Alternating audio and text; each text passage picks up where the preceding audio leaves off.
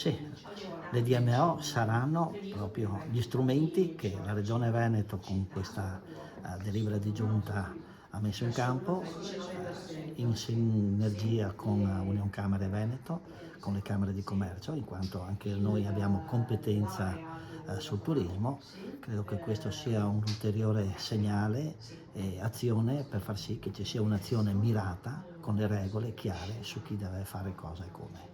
Noi sappiamo che il Veneto è la prima regione turistica in Italia.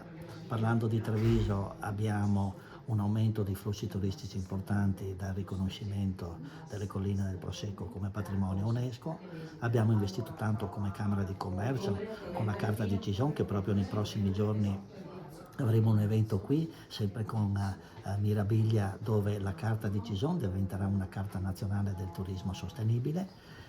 Abbiamo portato tanti eventi internazionali, il forum del latinoamericano, tra pochi giorni avremo il forum asiatico, quindi la marca la stanno conoscendo ed è giusto che ci sia per il sistema turistico un indirizzo. Abbiamo avuto le Olimpiadi, avremo tra poco più di un anno e mezzo le Olimpiadi dei giovani.